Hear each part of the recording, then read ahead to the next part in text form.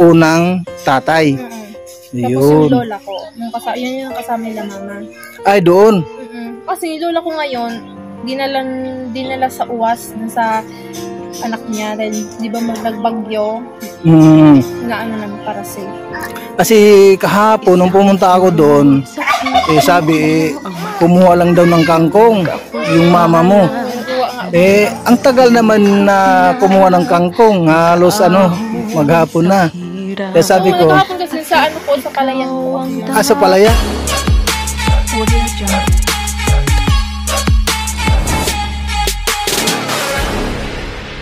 Yan, what's up guys? Mga ganang tanghali, umaga sa ating lahat. And andito naman po ang inyong abang lingkod, Kalinga Jose. Sa mga hindi pa nakasubscribe sa aking YouTube channel, Kalinga Jose Andrino lang po ang inyong abang lingkod. At dito, at mayroon tayong pinuntahan dito mga Kalinga, mga kapatid, sa lugar nito. Sa barangay Napo, Purok 3 ng Pulangi. No, po mga kalingap. Pulangi po tayo ngayon, no. Yun yung area po kabukiran puro palay. Andito tayo sa anak ni ni Nanay Lorna Mirabiti. Kaya itong po na mga kalingap, itong pupuntahan natin ay si Ate Vanessa, po. Siya po yung nag-repair sa atin doon po kay Nanay Lorna. Kaya kaya andito ngayon tayo sa lugar ni Ate Vanessa. Tara na po, punta na tayo doon sa kay Vanessa. Yan guys, andito na tayo.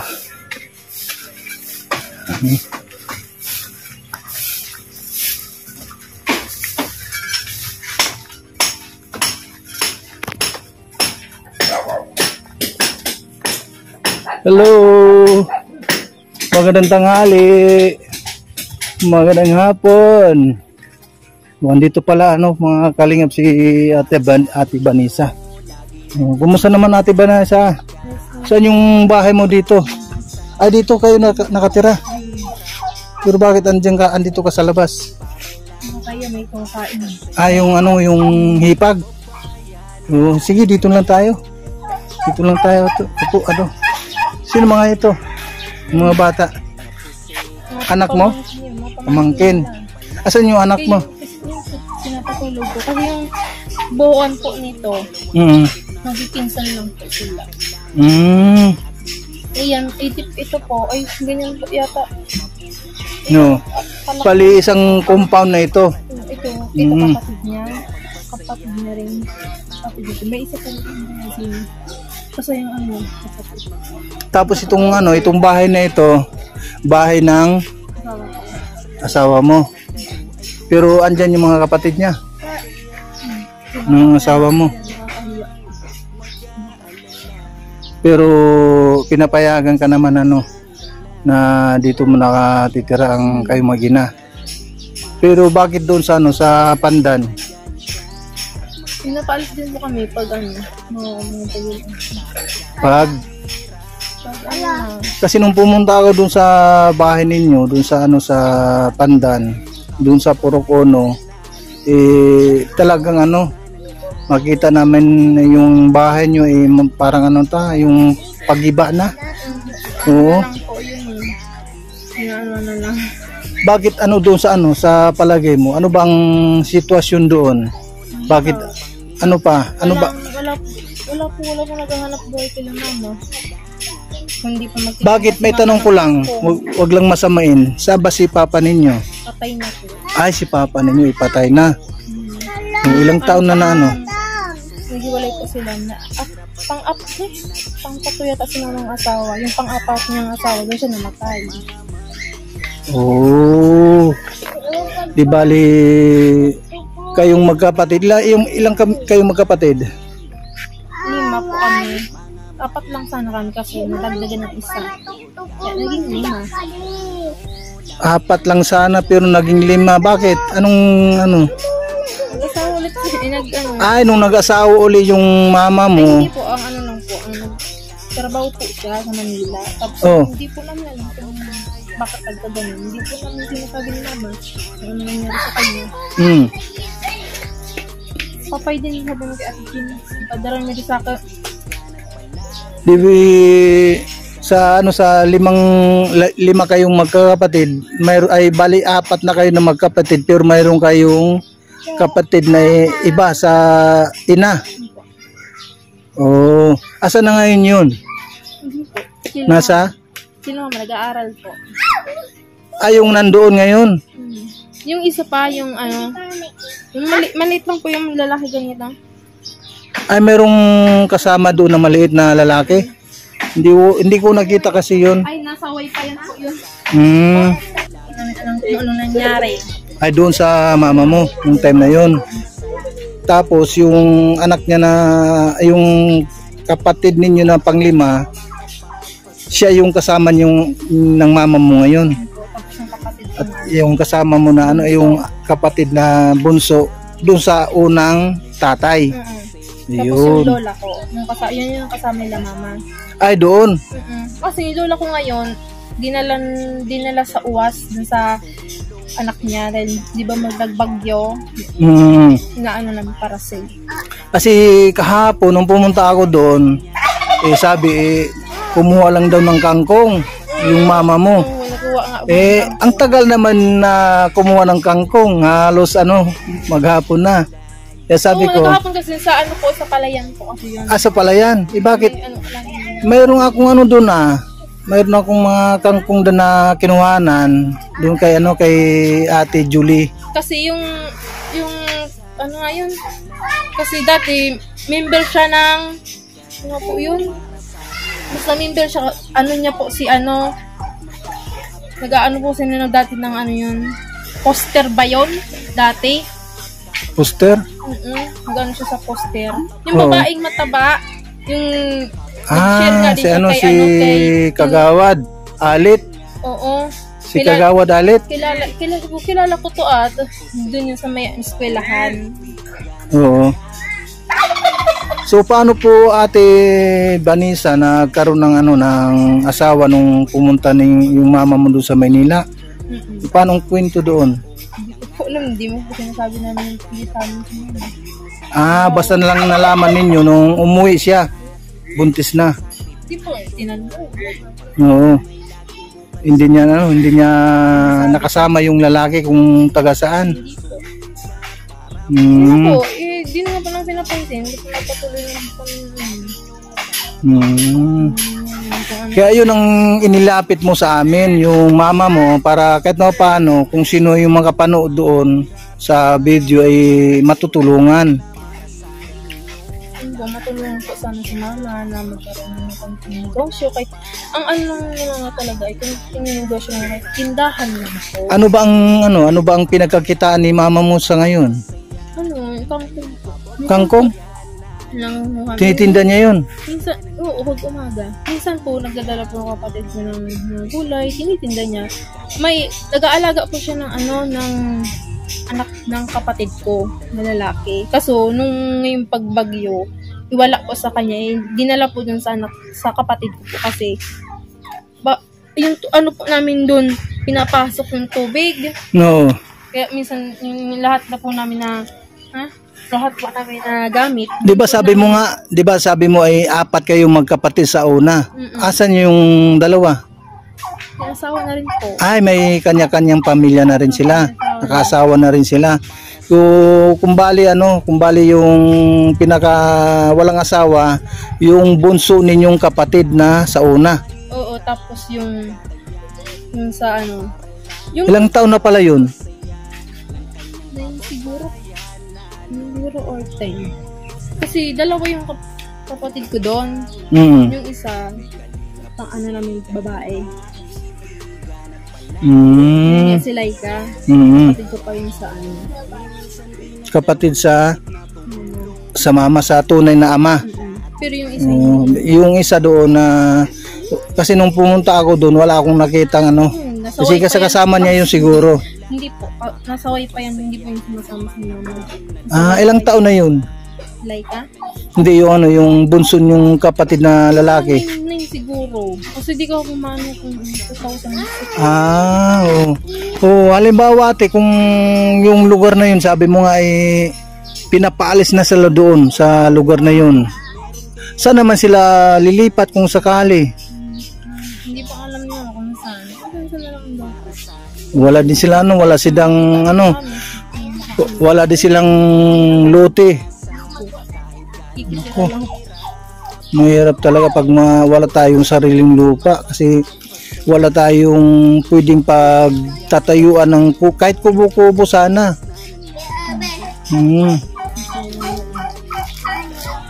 So, paano yun ate Vanessa kung halimbawa paalisin doon yun? Sana, anong lugar rin na sakupan? Sa Pandan? Siguro pwede silang lumapit sa barangay kung saan yung pwede na kung mayroon bang relocation do sa barangay Pandan. Yung sa barangay kasi. Oh. May anitan po kasi sila. Hindi. Yun. Tito, saan tito? Kaya, kapatid ng mama. Mama mo doon sa sa Purok na yun, sa Purok Ono.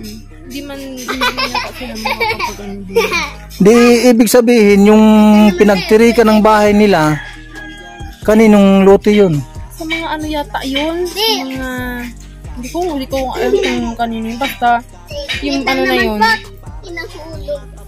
Basta ang magpipinsan yata sila ng sa ng barangay sa amin. Hindi ko alam yung kabuhan ko yun, kaya hindi ko naman po Ano mahirap din kasi pag oras na na kailangan ng siguro ang lupa doon pag ganyan, ihingi lang po sana sa barangay. Siyempre lalapit lang siya sa doon sa barangay kung ewan ko ngayon kung noong December kung iba na yung sa barangay. Oo. Kasi di ba magpapalit-palit po yan. Magpalit-palit ng yung kapitan? Itong December kasi mag-ano na naman, mabutuhan na naman. Oo. So ano yung ano yung panawagan mo kung sakali mayroong makapanood nito na para sa mama mo? Sana po matulungan ko yung mama ko na magkaroon po sila ng sariling bahay, sariling lupa para po makapaglipat sindra doon sa maayos na lugar na hindi po sila binabaha, napasok ng tubig, tuluan po yung bahay namin. Tapos konting negosyo naman sa mama ko, kahit konting tindahan lang, maliit, okay na po yun. At least meron nakabay sa namin. Hindi na po magkakampong. Tanging niya yung pamumuhay niya yung pag ng kangkong. Minsan binibigyan din ng kapatid ko. Oo. Minsan lang naman kung naman nila. Bibigay di kahit konti. Sa mga kapatid mo na yung iba na mayroon ng mga pamilya, anong trabaho ng mga kaasawa nila? Yung sa kapatid ko, ganun din po. Yung asawa sumunod po sa akin, hindi po nakapagtrabaho dahil nanganak. Ayun pa lang yung nanganak ng asawa niya, yung September. Napapanganak lang. Kaya pag yung nagtatrabaho, yung asawa, yung kapatid ko pala. Iwan ko kung anong trabaho. Di bali sa apat na magkapatid, ikaw ang pinakapanganay. Yung pangatlo naman po ay may dalawa din anak. Sa pinik niya siya. Oo. Ano din po, tutukan ng baso, buhangin, nagamit po sila. Para saan sila nakatira ngayon pala? Sumunod po sa akin sa Bagong Bayan. Bagong Bayan? Bagong Bayan. Saan yun? Basta ang alam ko lang Bagong Bayan lang po sila nakatira. Pero yung bayan nila, alam ko. Bagong Bayan. Tapos yung sa, anong nasakupan yan, yung Bagong Bayan na yun? Malapit lang po sila sa sentro. Sentro ng? Ligaw. Dito sa Ligaw? Di ba, paka mo yan, release na. Oo. Ganun pa. Oh. Tapos yung kapatid ko naman po na pangatlo, yun po, Sa Pinit po siya ngayon. Doon sa Pinit. Alam ko yung Pinit. Kasi nag-scout din ako doon. Ano pang gustong halimbawa kay Kuya Bal, ano pang gusto mong ihiling para sa mama mo nga? Ano ang sana nga po matulungan Kuya Bal sa mama nagkaroon bahay. Tapos konting negosyo. Pang-negosyo Tapos lupa na rin para hindi na mapalisan sila mama. Yun nga ating problema, Ate Vanessa, kasi nga pag wala tayong pwede naman po sa tas-tas na lang po. Pwede naman po tas-tas. Para kasi yung tubig po kasi yun, di ba? Ang tubig nun po kasi dati na po yun pag nagbabaha po, nagbabagyo. Yung riprap po dito sa may po yun. Yung parang nagiguba po siya pag yung tubig. Pag lumaki ang tubig, yung sapa. Po yun. Dito po sa amin yung tubig. Doon ang bagsak ng tubig, Nakailan na po yun. Kaya, sabi ko, sana nga po, natulungan sila namin. Mayroon talaga, walang sariling lupa na pagtirahan ng pagtirikan ng bahay. So, paano yan kung halimbawa, mapuntahan ni Kuya Bal na sabi na mayroon kayong pwede nating pagtirikan ng bahay na Sabi yun unang katanungan ni Kuya Bal. Andun po sa maghanap na lang po sa tas-tas, doon na lang po kasi ang hirap po dun sa lugar na wala na po kami lupa, makukuhan kasi. Sa tas-tas mayroon ba kayong kamag-anak doon? Wala naman po. Paano tayo doon? Ng lupa na pwede kayong matirikan? Sa barangay kung maghanap po kahit konting lang sana ng bahay. Pwede siguro kung kausapin ni mama mo yung kapitan ng Barangay Pandan at Barangay Tastas. Baka sakali mayroon silang mga relinquishment ba para pwede paglipatan sa mga taong na walang kakayahan na bumili ng lupa. Kasi dati na po kung hindi po ako palalabas ng bahay. Ngayon lang po nakapag-asawa. Ngayon na rin ako sa bahay. Wala na. Sige Ate Vanessa, at hindi ako magtatagal, mayroon pa akong pupuntahan ulit, baka sakaling mapunta mama mo para kahit paano maabutan natin. Ayun po, ewan po, makita mo talaga yung mga payat talaga. Ewan ko kung basta pa po dito sa akin, basta payat pa po siya, kalahati lang dito sa akin. Ilang taon na pala si mama mo? Yun lang po. Sana nga po matulungan. Sana nga ipag-pray na lang natin, baka sakaling madinig yung tugon natin para kay mama ninyo. Yung lola ko naman, pilay na rin. Kasama din ni mama mo yung lola mo. Yun na po yun. Bali 4 pa sila doon na nakatira. Yung bunso. Ang baby. Kanino naman yun? Sa kapatid ko, napasikaso kay mama kasi nangako yung kapatid mo, sinong kapatid mo? Yung yung pangalawa. Yun ang may anak doon. Andun siya ngayon. Wala po. Yung anak lang po. Yung anak lang. Siya, tapos nasawa niya. Ano yun? Babae, lalaki yung kapatid na sumunod sa'yo? Lalaki po. Lalaki. So paano Ate Vanessa? Alis muna ako ha. So ayan po mga kalingap, mga kapatid, kung ating napansin po mga kalingap, ang panawagan ni Vanessa Merabite, yung kanyang mama na talagang sa unang sa ulang pagkataon na makita ninyo talagang mga kalingap, talagang nakakahabag, nakakaawa yung sitwasyon dun po sa lugar ng Purok Ono sa Pandan Ligao. Kaya maraming salamat po sa inyo lahat, sa lahat po ng mga sumusuporta, sa mga sponsor, sa mga nag-plead sa landing pad. Maraming salamat po, at maraming salamat po uli kay Ate Inday PB, kay Ate Duldumundon, at kay Ate Imbitsar, kay Miss Minali, Ninang Vicky Asakawa Mix Vlog, at kay Ninang Jen Star Band. At maraming salamat po sa lahat kay Ate Imbitsar, Ate Leven, at salamat po sa lahat ng mga viewers natin. At maraming salamat po sa lahat, at kay Kuya Val Santos Matubang. Palagi nating antabayanan, panoorin ang kanyang mga live update sa umaga at sa hapon, lalong-lalo sa gabi. Ating suportahan nating Kuya Val Santos Matubang at Idang Kalinga Prab.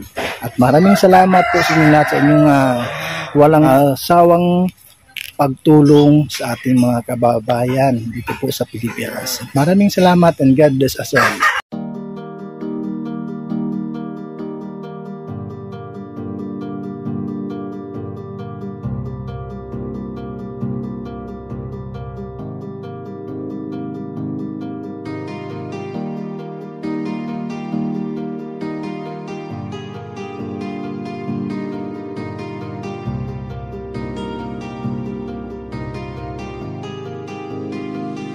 Para sa inyo, lagi nandyan siya, at mag-aabot ng pag-asa. Kahit gaano kahirap kakayanin, para lang makapagpasaya ng kanyang kababayan na lubos na nangangailangan. May Kalinga po kayong kaibigan, at palagi niyong masasandalan. Minsan di nagdalawang isip na tumulong, kung kinakailangan nandyan siya at hindi umuurong. Basta para sa inyo, kahit maputi kang daan, hindi niya alintana para lang makapaglaan, makapagpasaya ng mga taong nalulumbay. Nandyan siya at magbibigay ng kulay. May Kalinga po kayong masasandalan, at kayo ay tutulungan. Kaya huwag kang mag-aalala, meron kayong masasandalan. Siya si Kalinga. Para sa inyo, lagi nandyan siya, at mag-aabot ng pag-asa. Kahit gaano kahirap kakayanin, para lang makapagpasaya ng kanyang kababayan na lubos na nangangailangan. May Kalinga po kayong kaibigan, at palagi niyong masasandalan. Isa ka sa ginawang instrumento ng ating Panginoon upang tumulong sa mga taong nangangailangan. Di ka napagod at di mo sila sinukuan. Salamat sa lahat ng sakripisyo mo. Ang iyong pagtulong ay laging bukal sa puso mo. Laki sa hirap at palaging nagsusumika para makatulong sa mga mahirap. Lagi niyong tatandaan, may isang taong maglalaan ng tulong sa mga mahirap. Di mapapagod kahit na para mahirap. Sa inyo, lagi nandyan